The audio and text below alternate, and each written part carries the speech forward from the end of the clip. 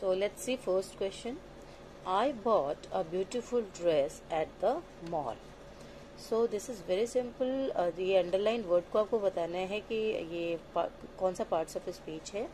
So ये आप देखो कि this is followed by dress. ये ड्रेस नाउन है. क्या ब्यूटीफुल है? ड्रेस ब्यूटीफुल है. ड्रेस इज अ नाउन जो नाउन की क्वालिटी बताता है.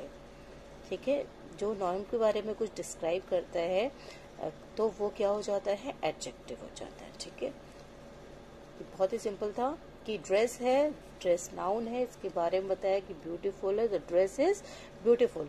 So this is like this is noun and this is an adjective. Now second, what did she ask you to do? Very simple. ये she लिखा हुआ है तो हमें मीनिंग पे भी जाने की जरूरत नहीं है. she है, इट मीन्स कि यहाँ पे कोई गर्ल की बात हो रही है और उस गर्ल के नेम की जगह यूज हुआ है she.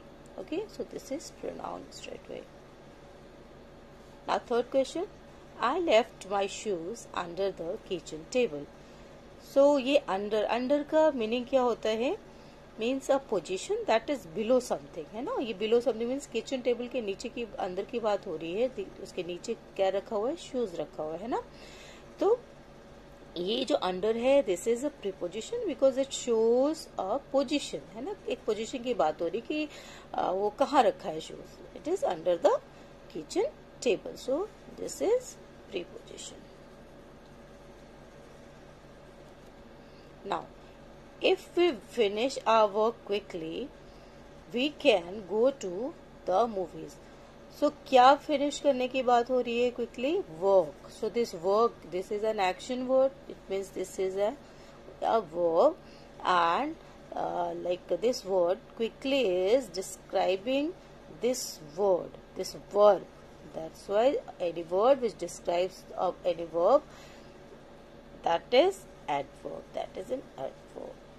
So ये verb है, verb को describe कर रहा है ये quickly words. That's why this is an adverb. Now move to the next question. On Saturdays, I work from 9 to 5. So Saturdays को क्या करता है? वो work करता है 9 to 5. तो ये इस पे भी मीनिंग पे जाने कोई जरूरत ही नहीं है. सीधा वर्क दिख रहा है. Work is an action word. So that's why this is a verb. Now, sixth, I want to go to a university in the United States. Now, this university is a place where people study. So, the naming word of any place is noun. So, जो भी किसी भी place का कोई अगर नाम है, university है ना, यूनिवर्सिटी बोल रहा है, यूनिवर्सिटी एक प्लेस बता रहा है, तो दिस इज अ नाउन. ठीक है, इसमें भी होते हैं two categories, common noun and proper noun. ये कॉमन नाउन के अंदर आता है. I explain these things, parts of like kinds of noun in my next video. Now see. Okay, so this university is noun here. I am sure I have met your girlfriend before. Met means मिलना. This मिलना is an action. Okay, so this is a verb. Well, I don't think I'll be home before 6. See बेटा, इसमें एक चीज है friends कि it is used for introducing a statement, especially one that you make as a reply, है ना. ये sentence किसी को रिप्लाई कर रहे हैं ऐसा लग रहा है ना, इसलिए ये वर्ड हम पहले यूज करते हैं. रिप्लाई के लिए अक्सर यूज करते हैं. So this well is an interjection because this word is is an expression. is this expresses some emotion. क्या इमोशन हो सकते हैं? यहाँ सैडनेस हो सकती है, नर्वसनेस हो सकती है कि वो घर उसे नहीं लगता है कि वो 6 बजे तक में पहुंच पाएगा. तो ये यहाँ पे this is showing some emotion. that's why this is interjection.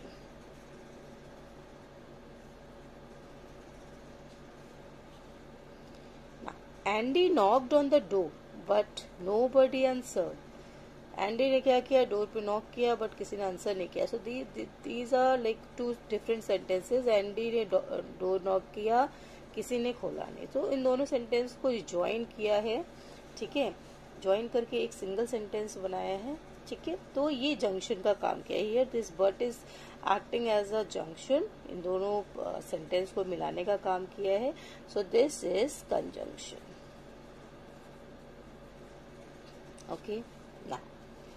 So this last question is little bit confusing. I got different answers in this question of this question.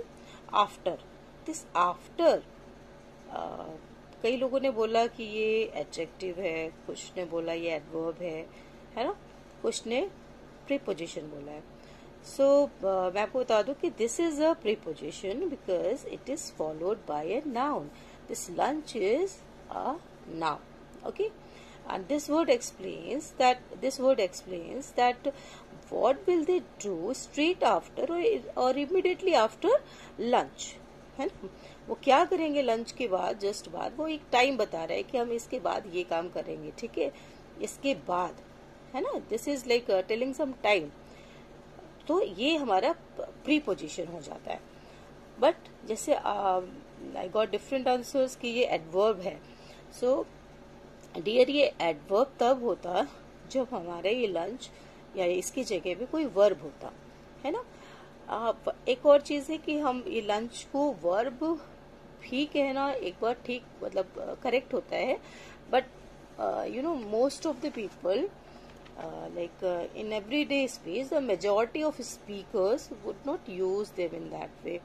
So ये नहीं यूज होता है एज अ वर्ब, ठीक है. बहुत ही rarely कोई use किया but this is basically a noun. Okay, अब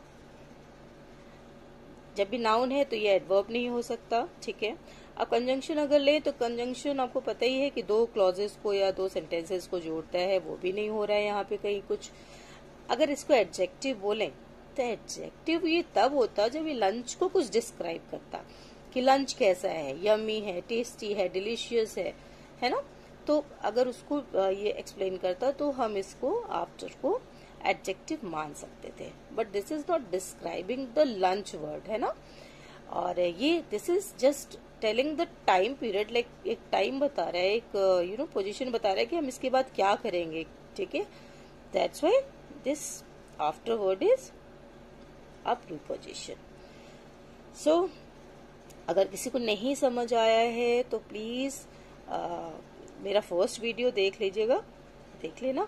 और so friends, that's all for today. I hope you all understood it well. So don't forget to like, subscribe and share my channel. Thank you and